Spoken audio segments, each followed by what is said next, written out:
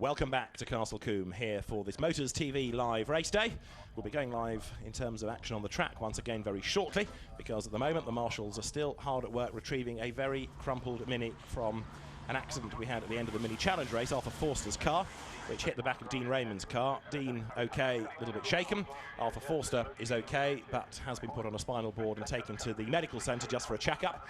To be fair, in any accident these days, large or small, you'll have a trip to the medical centre just so the circuit doctor can make sure you're okay. It was a big hit, but Arthur Forster receiving the best care, and he is on this spinal board heading to the medical centre.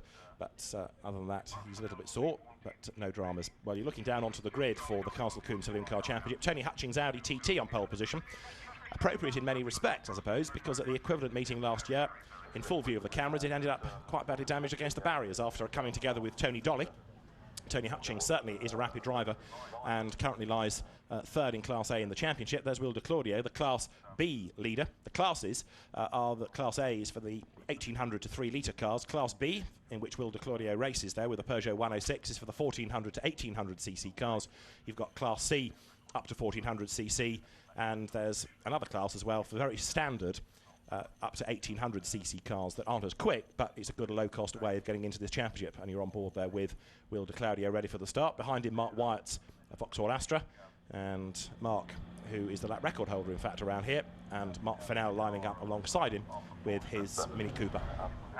Yeah, so you can just see the on-board camera there of our car number 17 in a little Peugeot 106, looking very relaxed, just knowing that the marshals are still doing their thing because they've got view of it down the straight in front of them. So just nice and relaxed on the grid as they get ready to set off for their warm-up lap.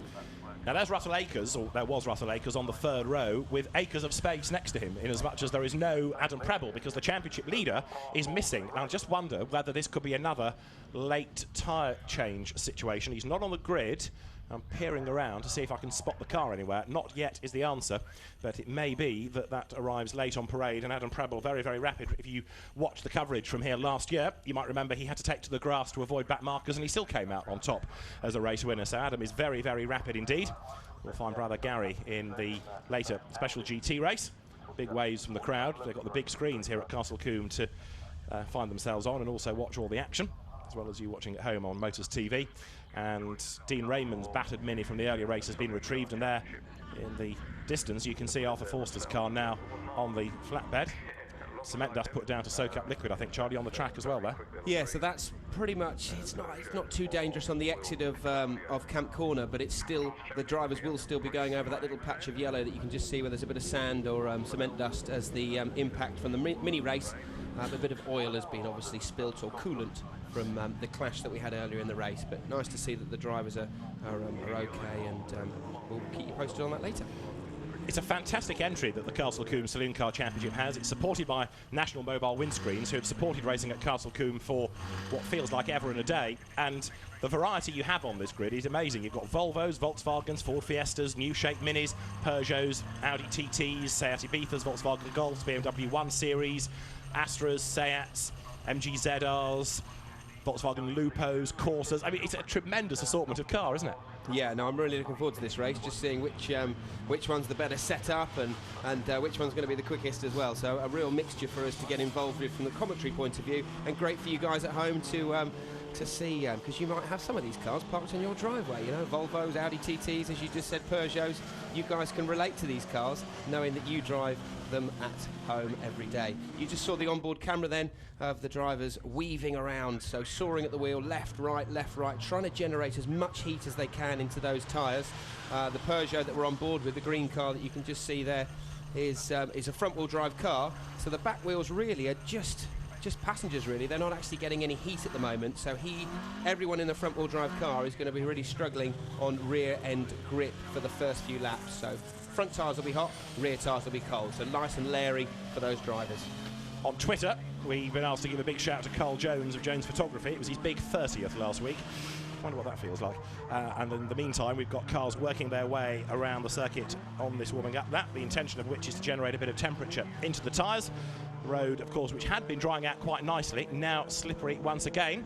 We've got one car that's heading down the pit lane. It's not the one I was anticipating, that of Adam Preble. It is, in fact, Verity Banks, who would have been at the back of the grid with her MG ZR, but that's going to be a pit lane starter.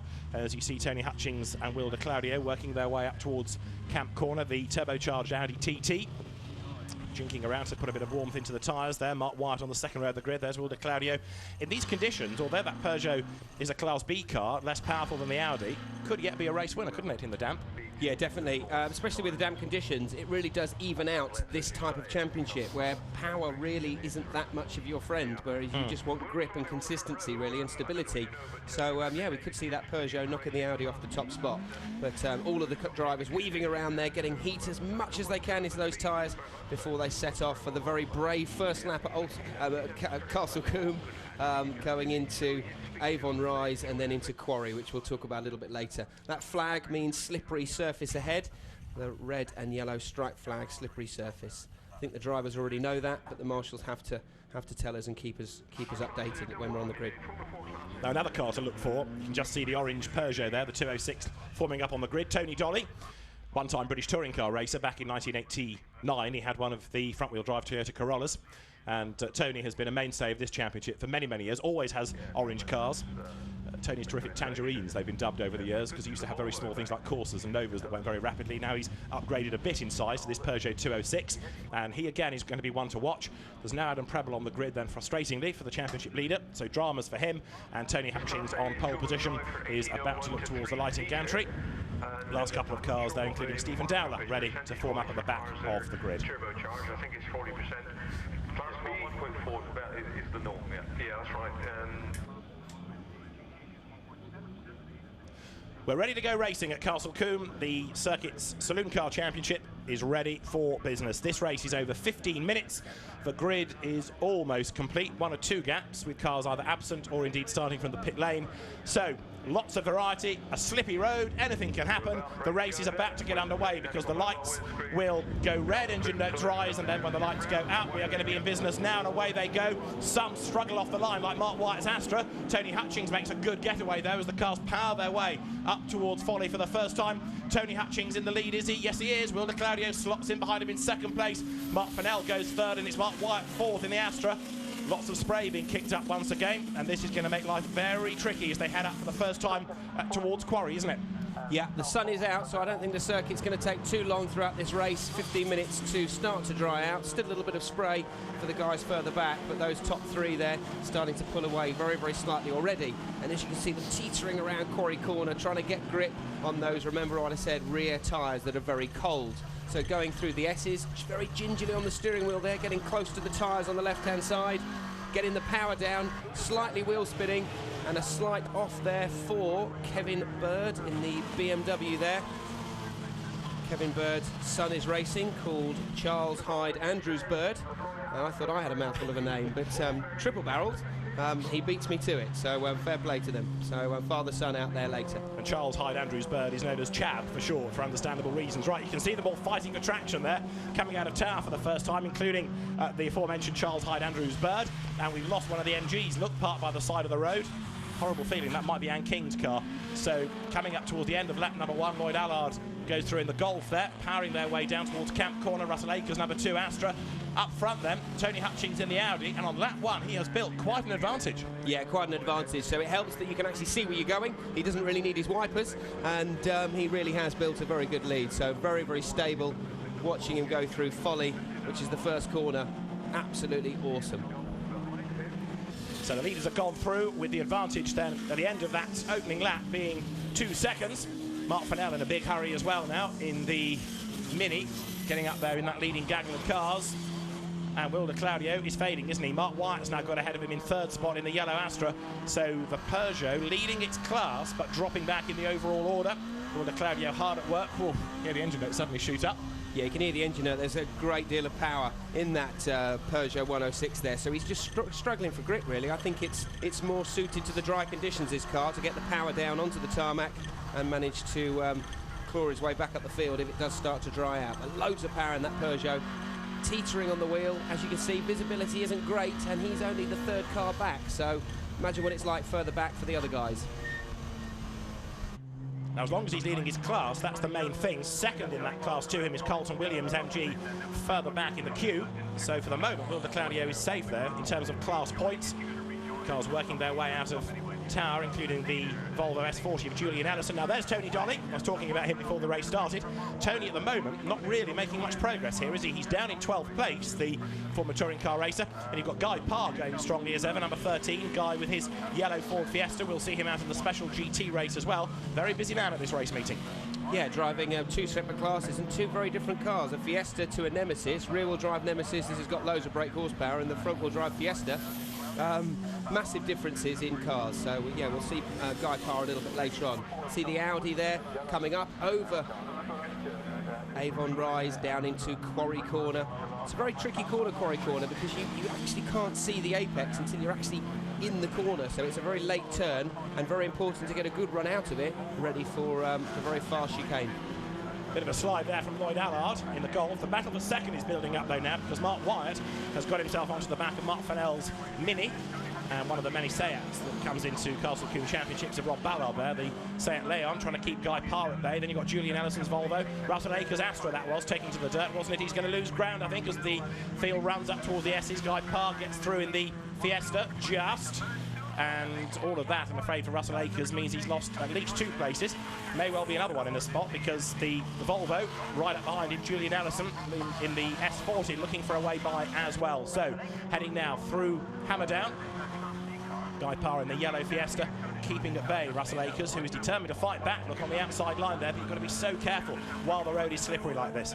Yeah, there's very little runoff at Tower Corner, and as we just had that fresh shower of rain, the whole circuit's wet again, and they've got to start all over again. So, as we mentioned earlier, more grip on a wetter circuit than it was earlier on with that greasy circuit as it was starting to dry out.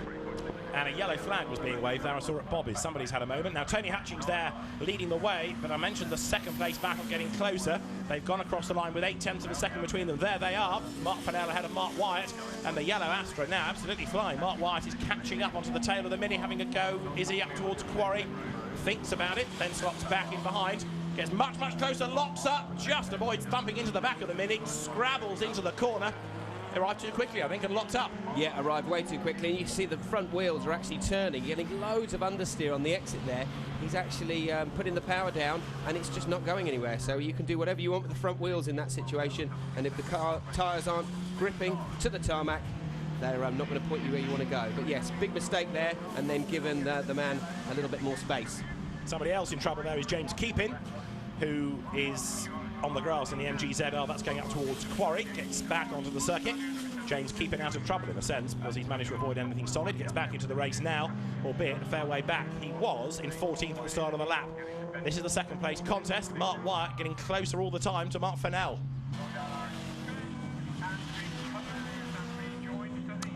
A very unhappy Golf there of Lloyd Allard that has got going again, the grandson of Sidney Allard. And Lloyd, who was a regular a few years ago in the Volkswagen Racing Cup, back into the race. But he's done some damage to the front of the car, and that is what happened to James Keepin. It's still very slippy out there, Charlie. Yeah, if you're going to go off on the inside of Folly Corner, which is the first corner, because you know you're going to be safe to carry on for your fun driving on Bank Holiday Monday here at Castle Combe. But yes, very, very greasy, treacherous conditions for the drivers, but not for our race leader here in the Audi, who seems very, very dominant with lap times and track position. So the car coming out of Quarry. Years ago, four-wheel drive cars were eligible for the championship. They've been outlawed now to go off into the special GT series, so it's all two-wheel drive these days. And for second place, Mini versus Astra, the pair of them have got themselves nose to tail pretty much. Mark Wyatt still trying very, very hard. But to be fair to Mark Fennell, having to defend on a slippery road like this, he's doing a very good job. He's not making any errors. No, he's keeping it very, very tidy indeed. But that yellow Astra is really struggling there with front-end grip. Lots of movement on the steering wheel. You can actually see the wheels pretty much poking out from the bodywork, like there you see, turning fast, hard right for not really much of a major corner. I just wonder if Mark Wyatt, were he to get past Mark Fennell, could do anything about the leader Tony Hutchings, because last time he lapped quicker than the race leader. First to third, he's 4.3 seconds.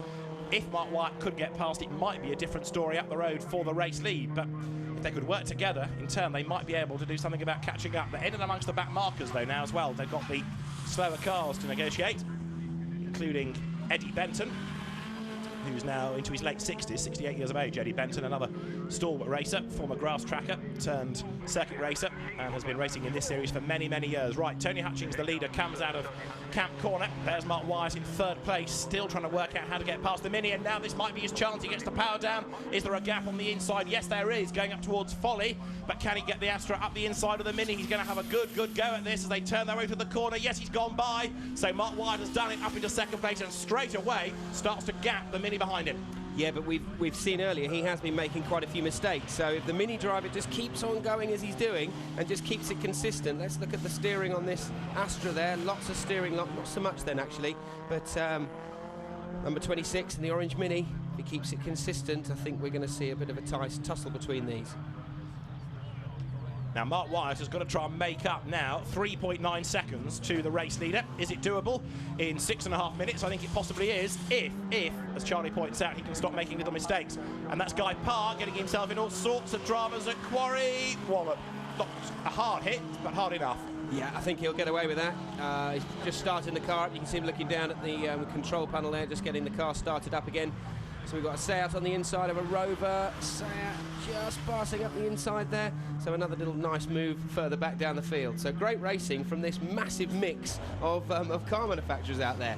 I'm sure he'll continue with that. That's too much, not too much damage at all. But a shame, as we're going to see him later in the Nemesis in the other class. Guy Parr back into the race.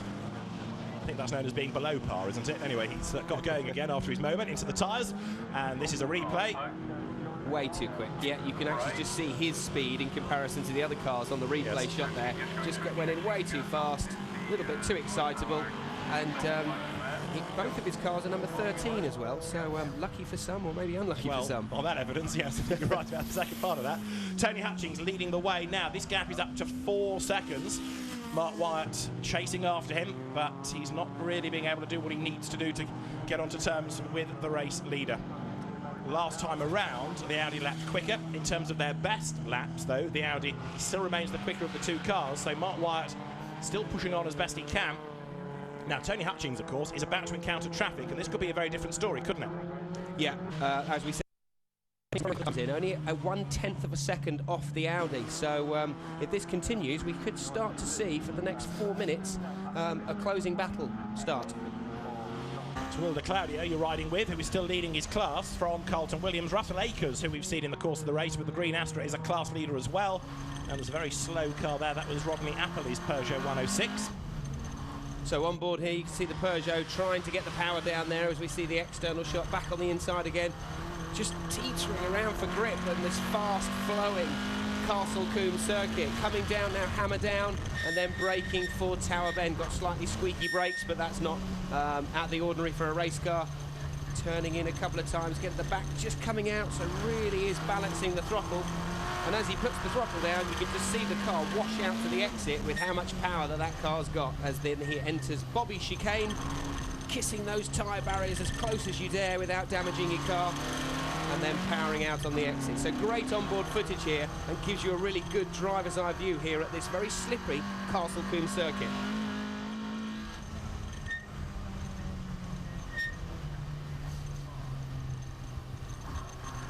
So Will de Claudio, fourth, coming up to the end of the lap, leading his class. We were thinking maybe on a wet road he might be a potential winner outright. Well, forget that now. The pace just is not there, but a class win is what he's after, and the points for that. You see there our onboard camera there shaking his head. He really isn't happy with that, how that car's handling, so not happy at all on our onboard car there. So be interesting to see if the next race can be sorted out with his setup there, but struggling for grip, definitely. Yeah, the other question is what weather conditions we're going to have for the second round of races. It's been fairly changeable this afternoon. It's getting better again, as Tony Hutchings then works now lap number 8, and he's managed to build up the gap again, 4 seconds over Mark Wyatt. Traffic sometimes helps the leader, sometimes it helps the second place man, and Tony Hutchings then turning his way through the right-hander of Tower. There is Mark Wyatt, who really is pushing on as best he can, but hunting for grip. Good battle here. Russell Akers just ahead of Bob Ballard in the Seat, and the Astra hanging on to the place as they come through the S's. This is for 5th and 6th places. Russell Akers is a class leader, so although it's good that he's battling like this and it's an exciting race for him, he doesn't want to get caught up in a squabble that takes him out of the race or costs him the chance of winning his class and gaining the point. So he wants to keep ahead of Bob Ballard if he can, but he could afford to let him go and still secure the points in his class. And that's Lloyd Allard's Golf that's come into the pit lane. We saw it going on the grass earlier. You can see the frontal damage, and that may now be a retirement from that car. Yeah, you never know. With front-end damage like that, the temperature in the car could have risen as it's just popped off one of the pipes and keeps the car obviously overheating there. So he's just coming from a safety point of view. And Russell Akers slithering out onto the dirt, powering his way now towards the completion of the lap. He's on his 8th lap at the moment, as Tony Hutchings there is on lap number 9. And it's looking good, isn't it, for the Audi here, using all of the road up onto the curb and the grasscrete on the outside of the road. Got lots and lots of back markers behind him, which includes in and amongst them Kelly Williams in the blue Ford Fiesta, the lady racer, member of the British Women's Racing Drivers Club. Tony Hutchings, though, there, working his way now through Old Paddock, and he's worked out where all the slippery parts are. He knows where all the grip is by now, and relatively speaking, it's been easy for him because he's not had to defend from anybody too stressfully since really the first lap of the race. So he can concentrate on his own race, his own lines, and this is the ideal situation to be in. Yeah, it is, and it actually looks like he's been off because he's got no lower part of the front bumper, but I think that's pretty much designed to keep the car as cool as possible. You can see those blue and red pipes there of the cooling ducts on the front of that Audi, but a very dominant race, and he did put in a very quick lap time, 1:31.5, very early on lap 2. So, and there's a bit of a late charge from the Mini as well, car number 26, who's 3rd at the moment, late charge on lap times. So Tony Hutchings makes his way down towards Camp Corner, and the man with the checkered flag is ready for him. So as he comes through now, it looks as though it's going to be a victory for Tony Hutchings. He was 3rd last time out. He's going to win in the damp conditions here. Comes across the line, the checkered flags are waved, and Tony Hutchings is the winner of the first Castle Combe Saloon Car Championship race of the day, with Mark Wyatt 2nd, never being able to bring that gap to less than 4 seconds. He comes through behind him. Mark Fennell finishing 3rd in the Mini, and Will de Claudio does take 4th, and of course will take the points for winning his class. So he's working his way through the traffic, and as he comes down towards camp, I say he's going to take the points for winning his class. He's going to keep out of trouble for one more corner there, because right with him you can see, whoops, yes, as he gets up towards the line is David Challenger's Sayat, drops it down a gear. What was all that about, he says, as he looks across? Yeah, I think this guy's a very unhappy chap at the moment. He's pretty cross with himself or with the handling of his car, and the last thing you want is a little knock, literally metres away from the end of that race, without considering those conditions, and a bit of a wave there to his to the marshals and the fans. So nice bit of spirit there. And he stays ahead of Carlton Williams and King for 2nd and 3rd in the class. The man that was 2nd in that class in the championship, Martin Chivers, ends up only 4th in class, so that's going to help Will de Claudio to increase his championship advantage. Tony Hutchings is now very much into the picture, banging his fist on the roof of the car, so sort of in a rather aggressive way, celebrating with the car, congratulating it for doing him sterling service. Mark Wyatt there as close now as he's ever been, really, on the slowing down lap, having battled his way up into 2nd place, but I think he just lost too much time early on. Yeah, he made a couple of mistakes there when he was battling with the orange Mini of Funnel, and then just let the 33 car, the Audi race winner Hutchins, just pull away. So Tony Hutchings takes the race win, and Mark Wyatt comes home 2nd, Audi ahead of Vauxhall. 3rd is Mark Fennell's Mini.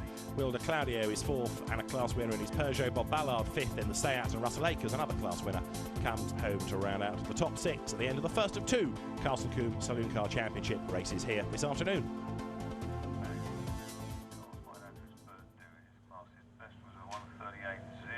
So Tony Hutchings, as I say, this equivalent meeting a year ago, had a very damaged car, and now he can celebrate a race win.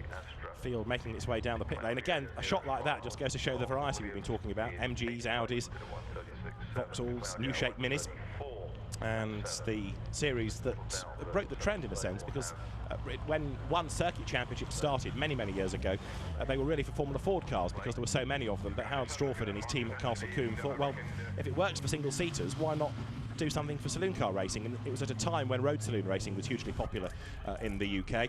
And Howard thought, right, well, if they'll travel in such numbers around the country, maybe we might get a decent grid of them every time here at one circuit. And that's exactly where the idea came from.